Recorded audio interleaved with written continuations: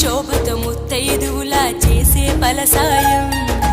అభ్యంగన స్నానంతో లలితమ్మను కొలిచేము